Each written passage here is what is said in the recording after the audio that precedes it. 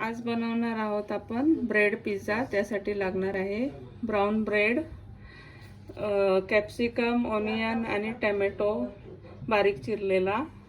त्यासाठी लागणार आहे मोझरेला चीज, चिली फ्लेक्स, ऑरिगॅनो आणि चाट मसाला आणि शेजवान चटणी